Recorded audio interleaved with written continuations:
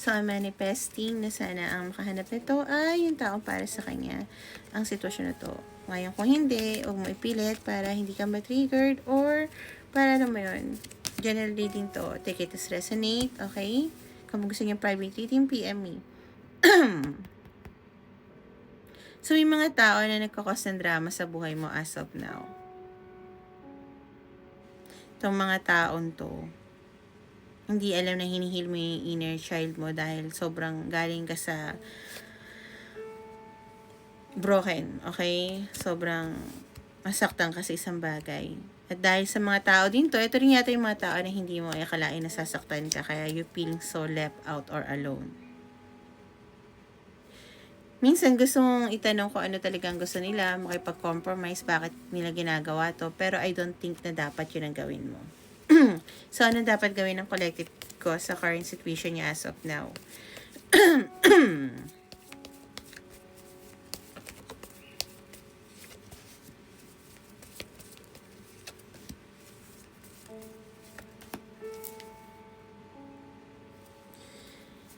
Okay, alam ko mahirap tong sasabihin ko pero kailangan ng tanggapin mo na itong mga taong to hindi na naka-align sa'yo. Hindi na sila supposed to be na kasama mo. Tanggapin mo na hindi na to, hindi na mabubuo din ng tiwala mo sa mga taong to kahit na sabihin mong mag-ayos kayo, okay? Kailangan tapusin mo na yung cycle with them.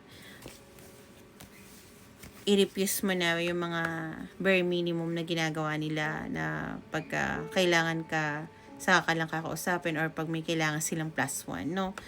I think hindi mo rin naman nararamdaman yung emosyon pagkasama mo sila.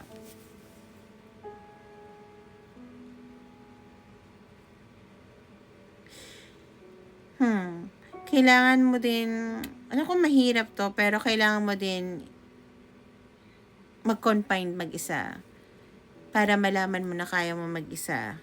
Kailangan mo i-let go sila, andito uling let go, at i-release sila. Release, let go. Hindi ito yung mga tao, number 12 might be resonate 3, na makakatulong sa'yo mag-grow. Actually, ito yung mga tao na hindi na naka-align sa'yo, so may i-stack up ka forever sa mga to. Kaya, let them go, okay? Hindi na sila good for your health. Tingnan natin ang payo ng guides mo towards your situation as of now, my collective. I'm so sorry to hear that. Pero kakayanin mo yan. You will bounce back much better and stronger. I swear to you. Basta keep the faith. Tapos, you pray to whatever you believe in. Me, I pray to my God. To my Papa Jesus. Kaya, please, do it. Thank you so much. Your guides are guiding you towards a better path, which is a lot of emotion and love. So, trust them. There will be passion. Malay mo pag you let go this person or mga people sa paligid mo, you'll find your real love, okay? Kasi general reading to. So, I don't think na this is love reading. If ever man na love reading, alam mo na yung sitwasyon na yun. No? Take it as resonate. You have to pour muna ng cup of love sa sarili mo, okay? Especially kung hindi naman ibigay ito ng mga previous persons or tao sa buhay mo before, family, friends, relationship, no?